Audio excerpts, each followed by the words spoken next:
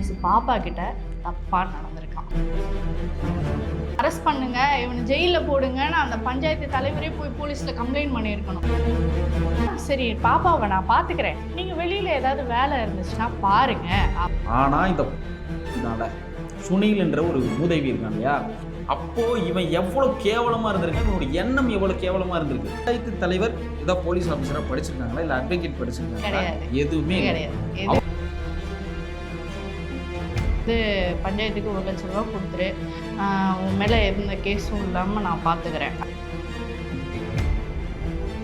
ஊரே சேர்ந்து அவனை போட்டு அடி அடின்னு அடிச்சு அந்த நாயை போலீஸ் ஸ்டேஷனுக்கு கொண்டு விட்டுருக்கணுமா விட்டுருக்கூடாது?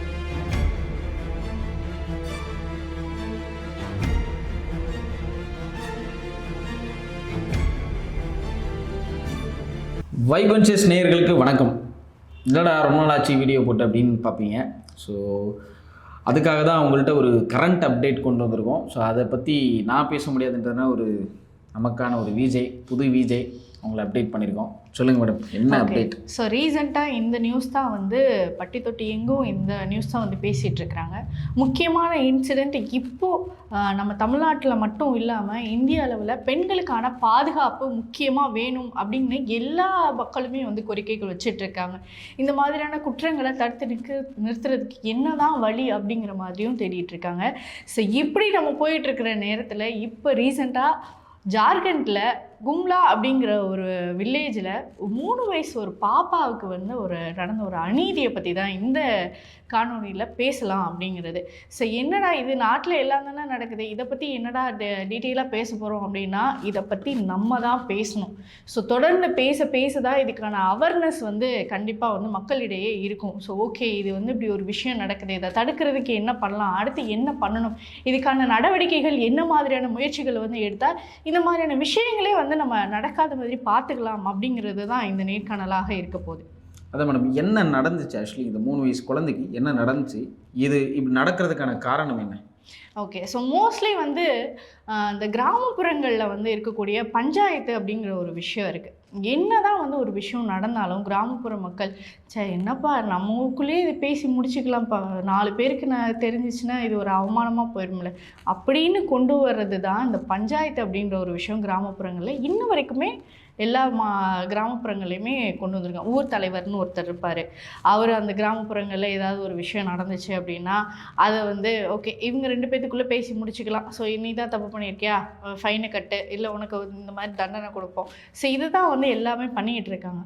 இதுக்காக பஞ்சாயத்து கொண்டு வந்ததை இப்போது இந்த ஜார்க்கண்டில் அதை தப்பாக போர்ட்ரேட் பண்ணி தப்பாகவே வந்து செயல்படுத்திகிட்டு இருக்கிறாங்க. ஸோ என்ன ஏதுங்கிறத நான் கிளியராக சொல்கிறேன். ஸோ ஒரு வில்லேஜில் கும்லா அப்படிங்கிற ஒரு வில்லேஜில் இருக்கக்கூடிய ஒரு 3 வயசு பாப்பா. ஸோ அந்த பாப்பா வந்து எப்பயும் போல் வீட்டில் அவங்க அம்மா கூட வந்து விளாண்டுட்டுருக்கு. ஸோ அவங்க அம்மாவுக்கு தெரிஞ்ச ஒரு பையன், ஒரு இன்ஃப்ளூயன்சர் சுனில் அப்படிங்கிற ஒருத்தர் ஸோ அந்த வீட்டுக்கு வந்து வந்திருக்கிறாரு கெஸ்ட்டாக. வந்தவர் என்ன பண்ணியிருக்கிறாரு அப்படின்னா, சரி பாப்பாவை நான் பார்த்துக்கிறேன், நீங்கள் வெளியில் ஏதாவது வேலை இருந்துச்சுன்னா பாருங்கள் அப்படின்னு வந்து சொல்லியிருக்கிறார். சரி என்ன பண்ணிடணும், ஸோ 3 வயசு பாப்பா தானே, சரி விளையாடட்டும், நம்ம வேலையை பார்ப்போம் அப்படின்னு சொல்லிட்டு அவங்க அம்மா வந்து வெளியில் வேலையை பார்த்துட்ருக்காங்க. அப்போ தான் அந்த சுனிலுங்கிறவன் வேலையை காட்டியிருக்கான். என்ன பண்ணியிருக்கான் அப்படின்னா, அந்த 3 வயசு பாப்பா கிட்ட தப்பாக நடந்திருக்கான். ஸோ அந்த பாப்பா வந்து உடனே அழுகிறது, இந்த மாதிரிலாம் பண்ணோடனே அந்த பொண்ணு வந்து 3 வயசு பாப்பா வந்து துன்புறுத்துகிற மாதிரியான கையில் தழும்புகள் இந்த மாதிரியான விஷயங்கள்லாம் இருக்குது. உடனே அவங்க அம்மா வந்து என்ன பாப்பா இப்படி அழுகுதே அப்படின்னு சொல்லிட்டு உள்ளே வந்து பார்த்துருக்காங்க. ஸோ அப்போ தான் இந்த சுனிலுங்கிறவன் பாப்பா கிட்ட தப்பாக நடந்திருக்கிறான் அப்படிங்கிற ஒரு விஷயம் வந்து அவங்களுக்கு தெரிய வருது. உடனே கிராமப்புறங்களில் என்ன பண்ணுவாங்க, உடனே பஞ்சாயத்தை கூட்டுவாங்க. ஸோ பஞ்சாயத்து தலைவர்கள் வருவாங்க. இப்படி ஒரு விஷயம் நடந்திருக்கு அப்படின்னா பஞ்சாயத்தை கூட்டுறது எந்த அளவுக்கு முட்டாள்தனமான ஒரு விஷயம்.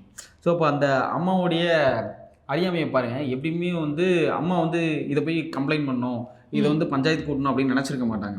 ஸோ அவங்க கண்டிப்பாக அது என்ன பண்ணியிருக்காங்க அப்படின்னா ஹாஸ்பிட்டல் கூட்டு போகலாம், நம்ம குழந்தைக்கு இப்படி ஒரு விஷயம் நடந்திருக்குன்னு சொல்லி ஹாஸ்பிட்டல் கூட்டு போயிருக்காங்க. ஆனால் இந்த இருக்கான்ல சுனில் என்ற ஒரு மூதேவி இருக்கான் இல்லையா, நம்பி வீட்டில் விட்டால் 3 வயசு குழந்தைகிட்ட என்ன பாலியல் துன்புறுது. இந்த விஷயத்த ஒரு 3 வயசு குழந்தைகிட்ட இப்படி நடந்துக்கிறதுக்கான காரணம் என்ன? அப்போது இவன் எவ்வளோ கேவலமாக இருந்திருக்கான், இவனோட எண்ணம் எவ்வளோ கேவலமாக இருந்திருக்கு. அப்போது அந்த வீட்டுக்கு அவன் போயிருக்கானா இந்த எண்ணத்தோடு தான் அவன் போயிருப்பான். கண்டிப்பாக அவன் இந்த விஷயம் இப்படி நடந்திருக்கு, இப்படிலாம் இருப்பாங்க, அவங்க தனிமையில் இருப்பாங்க, அதை பயன்படுத்திக்கலாம் அப்படின்றதுக்காக தான் அவன் போயிருக்கான். ஆனால் ஒரு குழந்தைகிட்ட இப்படி ஒரு விஷயம் நடந்துக்கணுன்ற எண்ணம் இவனெல்லாம் வந்து நம்ம என்ன பண்ணணும் யோசிங்களேன். இவன் தான் அந்த பஞ்சாயத்தையும் கூப்பிட்டுருக்கான். ஸோ இவங்க போலீஸ்கிட்ட போயிட்டா இந்த விஷயம் பெருசாக நடக்கும், மீடியாவில் பெருசாகும், இவனுக்கு ஒரு தண்டனை பெருசாக கிடைக்கணும்னு இவன் என்ன பண்ணியிருக்கான், பஞ்சாயத்தை கூப்பிட்டிருக்கான். இந்த பஞ்சாயத்தை கூப்பிட்டு ஒரு விஷயம் இல்லாமல் அவங்க ஒரு விஷயம் பண்ணியிருக்காங்க. அதை நீங்கள் எக்ஸ்பிளைன் பண்ணுங்கள், அடுத்து நம்ம பேசுவோம். ஓகே, ஸோ இந்த பஞ்சாயத்து கூட்டி ஸோ அந்த சுனில்ங்கிறவனை வந்து ஓகேப்பா என்னப்பா இப்படிலாம் தப்பு பண்ணியிருக்க, உண்மையில தான் இது வந்து குற்றச்சாட்டாக இருக்குது அப்படின்னு சொல்லி பஞ்சாயத்தில் அவன் தான் குற்றவாளிங்கிறத நிரூபிச்சிருக்காங்க. பட் பஞ்சாயத்து நியாயமாக என்ன பண்ணணும், குற்றவாளிக்கு என்ன பண்ணணும், குற்றவாளிகிட்ட காசை வாங்கிட்டு விட்டுறணும். அதுதான் இந்த பஞ்சாயத்தோட வேலை. நான் என்ன கேட்குறேன், பஞ்சாயத்து தலைவர் ஏதோ போலீஸ் ஆஃபீஸராக படிச்சிருக்காங்களா இல்லை அட்வொகேட் படிச்சிருக்காங்களா? எதுவுமே கிடையாது. அவங்களுக்கு என்ன, பஞ்சாயத்து தலைவருடைய என்ன நடக்கணும், ஊரில் ஏதாவது ஒரு பிரச்சனை அப்படின்னா சின்ன சின்ன பிரச்சனைகளை பார்க்கலாம். ஸோ இது போலீஸ் ஸ்டேஷன் போகக்கூடாது, ஊர் மானம் போகக்கூடாது, சின்ன சின்ன விஷயம் தான். அதுவுமே நான் ரொம்ப பெருசாலாம் பேச வேண்டேன். லேண்டில் ஏதோ ஒரு இஷ்யூ, பக்கத்தில் அந்த ஊருக்காரனே இந்த லேண்டில் ஒரு இஷ்யூலாம் வந்திருக்கு, அந்த மாதிரி விஷயமோ இல்லை கோவிலில் ஒரு ஃபங்க்ஷன் நடத்த போகிறீங்க அப்படின்னா நீங்கள் பேசலாம். அதை நடத்துறது தான். ஊரில் ஏதோ ஒரு முக்கியமான விஷயம், இது விஷயம்னா ஊரே கலந்து இது பண்ணணும். மோஸ்ட்லி வந்து இந்த பஞ்சாயத்து அப்படிங்கிறது கொண்டு வந்ததுக்கான முக்கியமான ரீசனே இப்போ ஊரில் சின்ன சின்ன அந்த பெட்டி கேஸ்ன்னு சொல்லுவாங்கல்ல, ஸோ அந்த மாதிரி இருக்கக்கூடிய கேஸ்லாம் வந்து வெளியில் போனோம் அப்படின்னா நிறைய பொருட்சேதமாகும், அவங்களுக்கு அலைச்சல் வந்து ஏற்படும். ஸோ இந்த மாதிரியான விஷயங்களுக்கு நம்மளே வந்து குற்றவாளி யாரோ அவங்களுக்கு தேவையான தண்டனைகளை வந்து வாங்கி கொடுக்கறதுக்கு அலைச்சல் குறையும், பணம் செலவு வந்து குறையுங்கிறதுக்காக கொண்டு வந்தது தான் இந்த பஞ்சாயத்து அப்படிங்கிற ஒரு விஷயம்.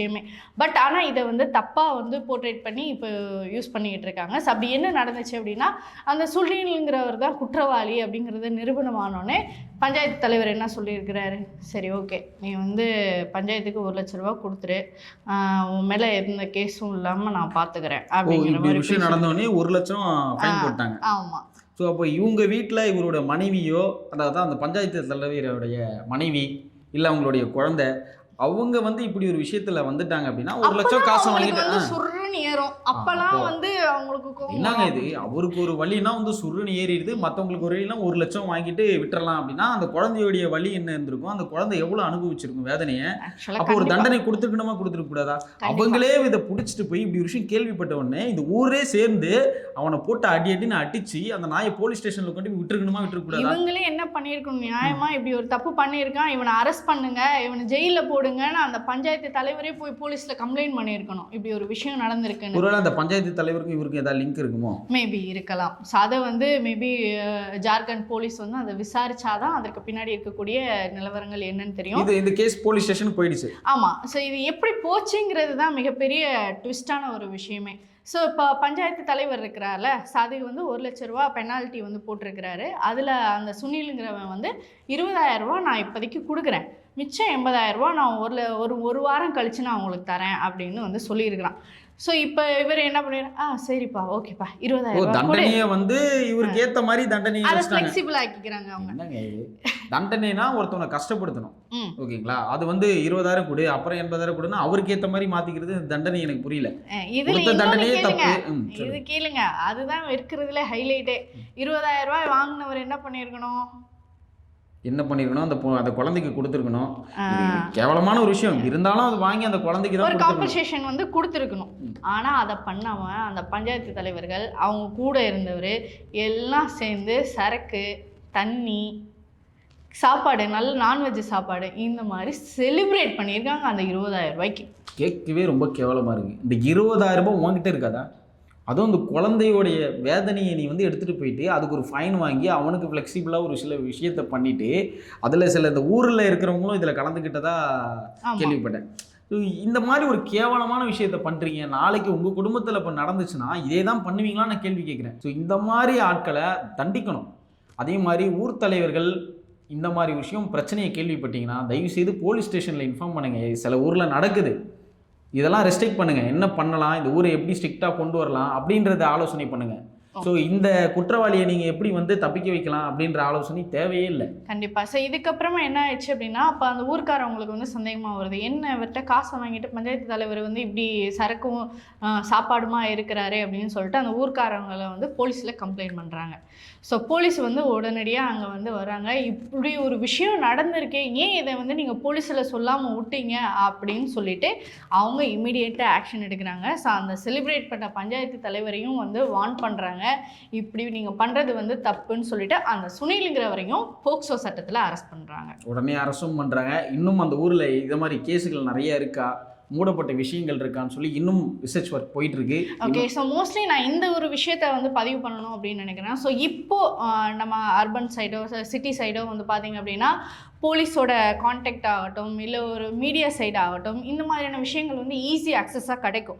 பட் கிராமப்புறங்களில் வந்து பார்த்திங்கன்னா இன்னும் இந்த பஞ்சாயத்து தலைவர்களுக்கு கீழே மட்டும்தான் அந்த மக்கள் வந்து இயங்கிக்கிட்டு இருக்காங்க. அது வந்து மிகப்பெரிய ஒரு தவறான விஷயமா நான் பார்க்குறேன். உங்களுக்கு ஒரு நியாயம் கிடைக்கல, இந்த இடத்துல ஒரு தப்பு நடந்திருக்கு, அந்த இடத்துல வந்து எனக்கு ஒரு ஜஸ்டிஸ் வந்து கிடைக்கல அப்படின்னு நீங்கள் ஃபீல் பண்ணுறீங்க அப்படின்னா தாராளமாக போய் போலீஸ் ஸ்டேஷனில் கம்ப்ளைண்ட் கொடுங்க. இல்லை எனக்கு போலீஸ் ஸ்டேஷன்லேயும் எனக்கு வந்து கம்ப்ளைண்ட்டை வந்து எடுத்துக்க மாட்டுறாங்க, இல்லை எனக்கு அங்கேயும் வந்து ஒரு ஜஸ்டிஸ் கிடைக்கல அப்படின்னா டைரெக்டாக நீங்கள் வந்து ப்ரெஸ்ஸை மீட் பண்ணுங்கள். உங்களுக்கு வேண்டிய விஷயங்களை நீங்கள் தான் வந்து அந்த ஜஸ்டிஸை நீங்கள் தான் கேட்டு பெறணும். இதுக்காக வந்து யாருமே வந்து இவங்க ஹெல்ப் பண்ணுவாங்க, அவங்க ஹெல்ப் பண்ணுவாங்க அப்படிங்கிறத நம்பி உட்காராதீங்க.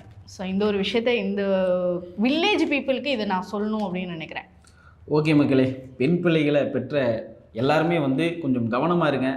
ஸோ அதனால் ஆண் பிள்ளைகளை பெற்றவங்க வந்து ஈஸியாக விட்டுறலாம், ஜாலியாக இருக்கலாம் அப்படின்னு நினைக்காதீங்க. சொல்லி வளங்க, இந்த மாதிரி விஷயங்கள் பண்ணக்கூடாது. குழந்தைங்களாம், பெண் குழந்தைங்களாம் நமக்கு வந்து சகோதரி மாதிரி, இல்லை இப்படி இருக்கணும், அவங்கள்ட்ட இந்த அளவுக்கு இருக்கணும் அப்படின்னு சொல்லி சேஃப்டியெல்லாம் சொல்லுங்கள். அப்போ தான் அந்த குழந்தைங்களுக்கு புரியும். நீங்கள் பாட்டுக்கும் விட்டிங்கன்னா அது இப்படி தான் போய் முடியும்.